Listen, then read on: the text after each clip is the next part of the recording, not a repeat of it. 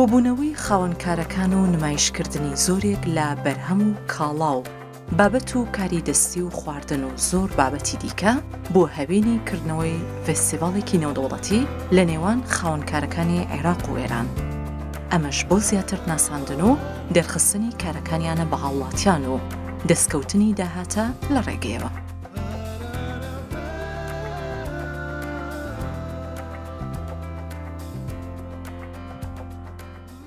ئەم فێستیڤاڵەمان کردوێتەوە بە هاوبەشی دوولایەن، واتە نێودەوڵەتیە، بەشی بینی ئێران و عێراق. من بەشی عێراقیەکەم وەرگرتووە لەبەرەوەی من خاوەن گروپێکی گەورەم لە سلێمانی، بتوانم هەلێکی کار بۆ ئەم گەنجانە بڕەخسێنین، ئەوەم ناسانەی کاڵەکانیانە هەمیش بۆ ئیسفادەیەکی خۆیانە. تقریباً 60 کەپرا و 60 مێزە. مێزەکانمان هەمووی لەسەر کاری دەستی خۆمانە، ئافرەتەکانمان خانمەکانمان لە کاری دەستی خۆیان بەشداریان کردووە.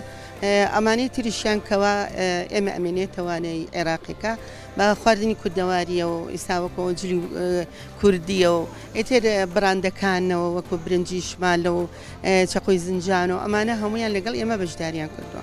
ئێمە بەشی ئێران ژنانی بەتایبەت ئەوانەوە ئیشی دەستەکەن لەگەڵ مامۆستابەیانە کە ڕێکخراوێکی عێراقیە پێکەوە ڕێککەوتوین لەسەر ئەوەیە کە پێشانگایکەینەوە یا فستیڤاڵێکی هۆنەری ڕێکبکەین لە ناوشاری سلێمانیە بەتایبەت لە ناو پارکی ئازادی، لەبەر ئەوەی کە خەڵکێکی زۆر سەردانی ئەکات و شوێنێکی ڕاقی زۆر باشە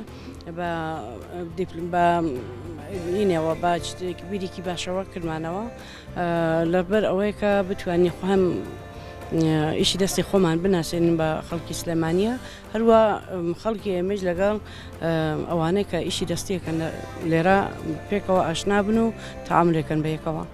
خاوەنکارەکان وێڕای باسکردنی کارەکەی خۆیان لە هەمان کاتیش سازکردنی ئەم جۆرە فێستیڤاڵانە بەبایەخەوە لێ دەڕوانن، چونکە پێیان وایە جگەلەوەی ئەزمون لە کاری یەکتر وەردەگرن، هۆکارێکیشە بۆ دروستبوونی کێبڕکێ و خاوەنداهاتی سربەخۆ و بەهێزبوونی ژێرخانی ئابووری وڵات. بە زۆری ئامانجی من کە هاتووم بۆ ئەم فێستیڤاڵە ئەوەیە بە ناسینی جلی کوردیە بە نەتەوەکانی تر نەکەن بە ناو شاری سلێمانی و کوردستان و وەستانی خانمانە لەسەر پێیەکانی خۆیان، چکە بەڕاستی بەشێکی گرنگی ژیانی خانمانە کە ینی بتوانن داهاتێک بۆ خۆیان دابین بکەن. جارێکی تریش حەزەکەمانە، چکە زۆر حەزمان لە جلی کوردیە بە ئایلەیی کە ڕنگ و ڕواڵی جلەکانمان و کللتورەکەمان کە لە وەختێکی کۆنەوە هاتووە بەڕای ئێمە شتێکی زۆر جوانە. ما از ایران اومدیم، شهر مشهد، کار صنایع. ئێمە لە شاری مەشهدی ئێران بەکاری دەستی ئەکسسوارات لەسەر بەرد بەشداریمان کردووە. لەگەڵ ئەوەش کۆمەڵێک بەردی گرانبەهامان هێناوە تایبەت بە خانمان، لەوانە بەردی فەیروزەی، بەردی ئاماتیس و عەقیق، لەگەڵ بەردی ئۆپاڵ کە گرانترین بەردە، زۆرتر بۆ سەر ئاڵتون و زی و کریستاڵ بەکاردێت. هەر بۆیە ئێمە هەوڵمان داوە باشترین بەرد بەکاربێنین بۆ ئەکسسواراتەکان، هیوادارین سوودی لێوەرگرن. هاوکات ئەمە 20مین فێستیڤاڵە بەشداری تێدا دەکەین لە شاری سلێمانی. داوا لە هاوڵاتیان دەکەم سەردانی ئەم جۆرە فێستیڤاڵانە بکەن، چونکە نمایشکردنی زۆرێک لە کاڵاو پێداویستیەکان بۆ هاوڵاتیان دەستەبەر کراوە. تۆڵگان بەشداریمان کردووە کە بۆ هەموو جۆرە ئیشێک بۆ شێفەکان و قەساوەکان و سێتی تایبەت بە چەقۆی ماڵ چەقۆمان دروست کردووە کە بین براندین لە کوردستان کە توانیمانە کارگەیەکی چەقۆدا بمەزرێنین. ئەمەش نمونەی ئیشەکانمانە، عادەتەن لە باشترین مواد ئێمە کە ئیشەکەین و ماوەی 4 ساڵە بەردەوامین. سپاس بەخوا مشتەرێکی باشمان هەیە و لێی ڕازین لە بەرهەمەکانمان. ئێمە سوودە پێستەکان وەرەگرین بە تایبەت بۆ ئەوەی کە ئەم کیفانەی بۆ بکەین، هەرچەند لێرە ئێمە معمەلێکی وامان نییە کە پێستە خۆشکات و سوودی لێگرین، ئەمانە لە دەرەوە کڕ. هیوادارم لە ئایندەیە بتوانین ئەو ئاژەڵانەی لێرە سەرە بڕێت، چکە ئاژەڵێکی زۆر لێرە سەرە بڕێ، پێستەکە یا فڕێ ئەدرێ ئەنێرێتە دەرەوە دوای خۆشەکرێت و بە سعرێکی زۆر بە خۆمانی ئەفرۆشتێتەوە. هیوادارم لە ئایندەشا کە شتێکی واش لێرەدا بنرێت، سوود لەوەرگرێن و بەزایانە ڕات. لە تارانەوە هاتوینە بۆ نمایشگایەک لێرە کە بەرگوزار بوو.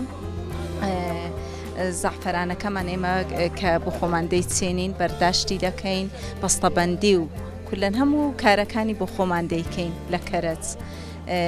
ئێستاش هێناومانەت هەیە بۆ کوردستان، لێرە دەمانەوێت بیناسێنین، چون فۆقەڵادە جنسێکی عالی هەیە بۆ تەندروستی، بۆ ناو خواردنەکان زۆر بەکاردێنین، بۆ شەربەت.